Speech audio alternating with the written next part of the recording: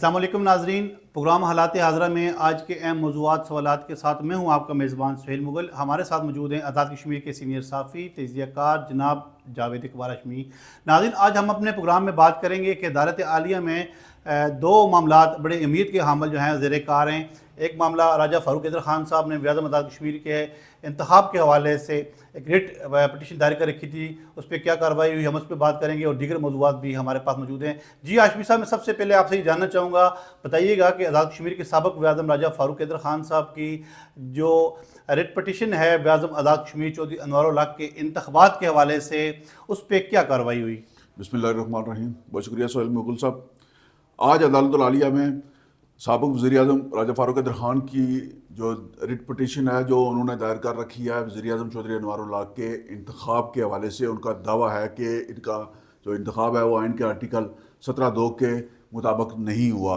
ये उस वक्त स्पीकर थे, इन्हें स्पीकर के ओहदे से इस्तीफ़ा देना चाहिए था, उसके बाद इंतखाब में हिस्सा लेना चाहिए था, लेकिन उन्होंने स्पीकर के ओहदे से इस्तीफ़ा दिए बगैर वज़ीर-ए-आज़म के इंतखाब में हिस्सा लिया और वज़ीर-ए-आज़म मुंतखब होने के बाद जब इस्तीफ़ा दिया तो अपने इस्तीफ़े में ये वाज़ेह तौर पर लिखा जी कि मैं चूँकि वज़ीर-ए-आज़म मुंतखब हो चुका हूँ और अब मैं स्पीकर के ओहदे से इस्तीफ़ा देता हूँ।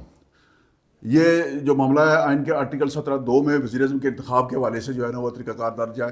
स्पीकर और वज़ीर-ए-आज़म ये दोनों आइनी ओहदे हैं, सदर भी आइनी ओहदा है और आप एक आइनी ओहदा पर रहते हुए दूसरे आइनी ओहदा का इंतखाब नहीं लड़ सकते। ये रिट पटिशन तकरीबन 3-4 माह से ज़ेर समाअत है। पिछली समाअत जो हुई थी उस पर हुकूमत की जानिब से जो एडिशनल एडवोकेट जनरल है उन्होंने मोहलत तलब की थी कि हमें कुछ केस की तैयारी के लिए और रिकॉर्ड के लिए जो है ना वो वक्त दिया जाए, तो अदालत ने वो वक्त दे दिया था। तो आज जो है ना फ़ारूक हैदर साहब अपने वकला के इमरा इस केस की समाअत के लिए अदालत में पहुँचे थे। आज मियाँ आरफ साहब जो सीनियर जज हैं हाई कोर्ट के, उनकी अदालत में ये केस लगा हुआ था। इस हवाले से एक लार्जर बेंच तश्कील शुदा है। मियाँ आरफ साहब और सदार एजाज साहब के साथ शायद बहार साहब इस बेंच का हिस्सा हैं।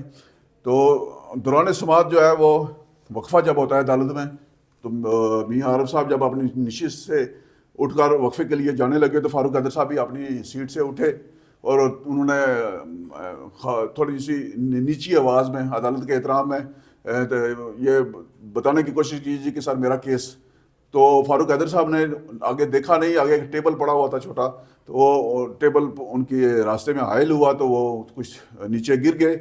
उनके गिरने से जो है ना वो अदालत के अंदर थोड़ा सा शोर मच गया और फ़ारूक हैदर साहब की टांगों में और उनके बाजू में हल्की सी खराशें भी आई, लेकिन मियाँ आरफ साहब जो है वो अपने रिटायरिंग रूम के करीब पहुंच चुके थे। शोर सुनकर, आवाज़ें सुनकर वो वापस आए और उन्होंने फ़ारूक हैदर साहब को गिरे हुए देखा और फौरी तौर पर वकला से कहा जी कि इनको उठाएं और उठाकर इनको बिठाएं। और फिर उन्होंने पूछा मसला क्या है, तो उन्होंने बताया जी मेरा केस है। तो इस केस की समाअत होनी थी, तो उन्होंने कहा जी कि बेंच के दीगर साथी जजेस जो है मैं पता करता हूँ, अगर दस्तियाब हैं तो हम इस केस की समाअत करेंगे। फ़ारूक हैदर साहब जो है उसके बाद वहाँ अपनी नशिस्त पर बैठ के वकला के हमरा अदालत में वक्फा रहा। तकरीबन 1 घंटे के बाद जस्टिस मियाँ आरफ साहब वापस आए तो उन्होंने फ़ारूक हैदर साहब का वकील और एडिशनल एडवोकेट जनरल जो है उनसे कहा कि आप इस केस में चूँकि असम्बली की जानिब से कमेंट्स वगैरह आ चुके हैं और साथी जजेस आज दस्तियाब नहीं है, सुबह ये केस मुकर्रर करते हैं, जुमा के रोज़ जो है ना ये इस केस की समाअत होगी। अगर जजेस मौजूद हुए तो कल इस पर मज़ीद कार्रवाई मुतवक्को है। हाई कोर्ट के अंदर कानून साज असम्बली का अमला भी रिकॉर्ड लेकर मौजूद था और अदालत में पहले भी फ़ारूक हैदर साहब ने अपनी पटिशन में कुछ ज़रूरी रिकॉर्ड जो है ना जिसमें ऑडियो और वीडियो रिकॉर्डिंग और इंतखाबी प्रोसेस जो है वो दाखिल करवाया हुआ है। तो वकला जो है उनकी राय ये है कि ये इस केस में अदालत को, हाई कोर्ट को तवज्जो देकर इस आइनी पटिशन को जल्द यकसू करना चाहिए चूँकि ये आइनी मामला है। अच्छा आजमी, तो मुझे ये बताइएगा, इसके दूसरे पहलू पे बात करते हैं। जब ये इंतखाब हो रहा था, ये प्रोसीडिंग हो रही थी, तो उस वक्त साबिक़ वज़ीर-ए-आज़म राजा फ़ारूक हैदर ख़ान साहब ने आइनी और कानूनी अमूर को क्यों नहीं देखा, एक बात, और फिर उन्होंने ख़ुद जो है वज़ीर-ए-आज़म आज़ाद कश्मीर को वोट दिया। गुज़िश्ता 1-2-3 रोज़ कबल जो एक तकरीब थी उस पर उन्होंने अपनी गलती का एतराफ़ भी किया। तो अखलाकी तौर पे यह बात भी बनती है अब वैसे? ये मामला अखलाकी से ज़्यादा आइनी और कानूनी है और फ़ारूक हैदर साहब का मौक़िफ़ इस वाले से ये है। हमने भी उनसे पूछा, मैं कमरा अदालत में मौजूद था, तो हमने उनसे ये इस्तफ़सार किया जी कि आप जब वज़ीर-ए-आज़म का ये इंतखाब हो रहा था تو آپ نے اس وقت یہ معاملہ کیوں نہیں دیکھا؟ تو وہ فاروق قادر صاحب کہتے ہیں جی کہ ہم یہ سمجھتے رہے کہ یہ اسپیکر کے عہدے سے استعفیٰ دے چکے ہیں، چونکہ یہ بہت وزیر اعظم صاحب جو ہے نا وہ خود آئینی اور قانونی ماہر ہیں، تو وہ اس طرح کا سکون نہیں چھوڑیں گے۔ اگر ان کو وزیر اعظم صاحب کو بھی پتا ہوتا جی کہ یہ معاملہ بعد میں تنازع بنے گا تو وہ یقیناً ایسا سکون نہیں چھوڑتے۔ اب جو ہے نا مبینہ طور پر اس حوالے سے اطلاعات یہ ہیں کہ اسمبلی کے ریکارڈ سے بہت ساری چیزیں واضح ہو چکی ہوئی ہیں، اور مطلب یہ معاملہ اہمیت اختیار کر گیا وزیر اعظم صاحب کو بھی اس بات کا علم ہو چکا ہے کہ وہ غیر آئینی طور پر اس منصب پر بیٹھے ہوئے ہیں۔ اخلاقی طور پر آپ نے کہا ہے کہ فاروق قادر صاحب نے ووٹ دیا تھا، فاروق قادر صاحب نے غلطی تسلیم کر لیا، اور وزیر اعظم صاحب کو بھی اخلاقی تقاضوں کے مطابق آئینی، صرف اخلاقی نہیں آئینی تقاضا بھی یہ ہے کہ وہ آپ اپنے عہدے سے استعفیٰ دے دیں۔ عدالت نے اگر اس کیس کی سماعت کی تو یقیناً آئین کے مطابق تو وزیر اعظم کا انتخاب درست نہیں ہوا ہے، اور عدالت بہتر سمجھتی ہے، قانون کے مطابق وہ جائزہ لے گی، ریکارڈ کا جائزہ لے گی، وہ جو بھی فیصلہ دے گی۔ فاروق قادر صاحب نے بھی کہا ہے، سب کو یہ تسلیم ہوگا۔ اب یہ تقریباً 3-4 مہینے سے یہ معاملہ جو ہے نا اس کو لٹکا رہنا جو مناسب نہیں ہے۔ آزاد کشمیر کی ہائی کورٹ کا، اعلیٰ عدلیہ کا بہت مقام ہے، بہت وقار ہے، لوگوں کا اعتماد ہے، اور لوگوں کی بہت ساری توقعات بھی وابستہ ہیں، اور یہ امید کی جا رہی ہے جی کہ عدالت انصاف کے تقاضے پورے کرتے ہوئے اس کیس کو جلد از جلد یکسو کرے گی، اور یہ بھی ہو سکتا ہے کہ عید سے پہلے اس کیس کی سماعت مکمل ہو جائے۔ اچھا ہاشمی صاحب، ایک اور معاملے کی جانب چلتے ہیں جو آج کل آزاد کشمیر کے اور عوامی حلقوں میں بڑی اہمیت کا حامل بنا ہوا ہے، اور وہ یہ ہے کہ یہ جو عوامی جوائنٹ ایکشن کمیٹی کی جو ماہ تحریکیں چلیں، اس میں ان کا ایک بڑا امپورٹنٹ مطالبہ سامنے آیا تھا کہ اشرافیہ کی جو مراحت ہیں اسے کم کیا جائے۔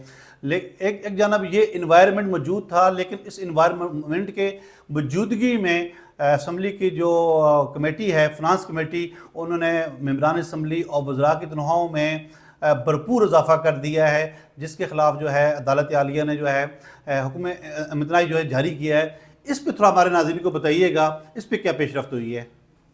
قانون صاحب، اسمبلی کی جو فنانس کمیٹی ہے وہ ممبران اسمبلی اور وزراء کی تنخواہوں میں اضافے کا اختیار نہیں رکھتی۔ اس کا تعلق پریولیجز ایکٹ سے ہے۔ قانون صاحب اسمبلی کے اندر جو ہے نا وہ ایک آرڈیننس، یہ قانونی و ضابطے کی کارروائی بتا رہے ہیں آپ، ٹھیک ہے؟ آئین جو ہے نا اس لیے یہ قانونی طور پر اس میں ترمیم کی ضرورت ہوگی، جو مراد کا جو متعلقہ ایکٹ ہے اس میں، لیکن یہ ایک راستہ تلاش کیا گیا تھا جی کہ چونکہ فنانس کمیٹی قانون جو اسمبلی کی ہے وہ اس کی سفارش کرے گی تو پھر آگے معاملہ آسان ہو جائے گا کہ شور نہیں پڑے گا، اور یہ سمجھ رہے ہیں کہ یہ ایک چور دروازہ استعمال کرنے کی کوشش کی گئی تھی، اور اس میں جو سفارشات سامنے آئی تھی جس کو اسمبلی کی کمیٹی نے جس سے 100% اتفاق کیا، کسی ممبر نے اس سے اختلاف نہیں کیا، اس میں ممبران اسمبلی کی تنخواہوں میں 1000 گنا اضافہ ہے، 45,000 سے بڑھا کر 4 لاکھ کرنے کی تجویز ہے، وزراء کی تنخواہیں جو ہے وہ 1.5 لاکھ سے بڑھا کر 9 لاکھ روپے کرنے کی تجویز ہے، اسی طرح مشیران اور اسپیکر، ڈپٹی اسپیکر کی تنخواہوں میں بھی بھاری اضافے کی جانب تجاویز ہیں۔ تو جو حکم امتناعی جاری ہوا ہے وہ اس کا اس معاملے سے ظاہر کوئی تعلق نہیں تھا، لیکن جو آپ کو پتہ ہے کہ جو کمیٹی کا اجلاس ہوتا ہے اس کے منٹس جاری ہوتے ہیں، منٹس جاری ہونے کے بعد اس کے بعد جو فیصلے ہوئے ہوتے ہیں اس کے نوٹیفیکیشن جاری ہوتے ہیں، پھر اس پر عمل درآمد ہوتا ہے، ان نوٹیفیکیشن کی روشنی میں عمل درآمد کیا جاتا ہے۔ یہ تقریباً 10 دن گزرنے کے باوجود اسمبلی کی جو فنانس کمیٹی کی میٹنگ ہوئی تھی اس کے منٹس جاری نہیں ہوئے، اور اس دوران موقع مل گیا، اور ایک خاتون ملازم ہے انیزا، انہوں نے ریٹ پٹیشن دائر کیا جی کہ انہوں نے بہت سارے لوگوں کی برات میں اضافہ کیا، ممبران اسمبلی اور وزراء کی برات میں بھی، اور اسمبلی کے بہت سارے ملازمین ہیں جن کو اضافی الاؤنسز دیے ہیں، وہ ملازم ہیں اسمبلی کے اندر، ان کا مطالبہ یہ ہے کہ میری پوسٹ بھی اپ گریڈ کی جائے، اور جب تک میری پوسٹ کا فیصلہ نہیں ہوتا اپ گریڈیشن کا، یہ جو فنانس کمیٹی کی اجلاس کی جو منٹس ہیں ان کا اجرا روکا جائے۔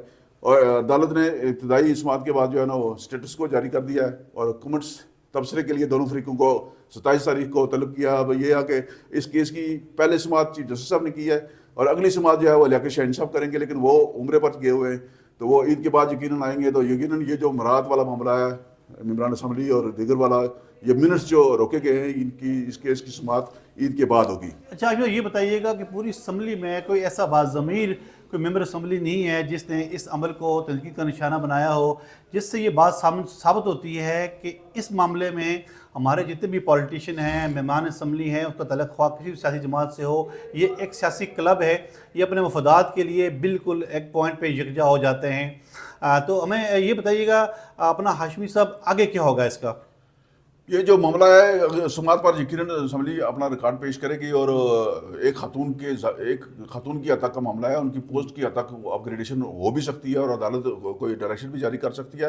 یہ معاملہ زیادہ عرصہ رکنے والا نہیں ہے. اور جو جس طرح آپ نے فرمایا ہے کہ یہ سارے لوگ جو ہیں یہ مراد کے معاملے میں اکٹھے ہیں. اس وقت جو موجودہ اسمبلی ہے، اس اسمبلی کے اندر راجہ فاروق حیدر خان صاحب، سردار یعقوب صاحب، سردار عتیق صاحب جیسی جو ہے نا وہ بڑی شخصیات تو موجود ہیں، لیکن کوئی خالد ابراہیم موجود نہیں ہے.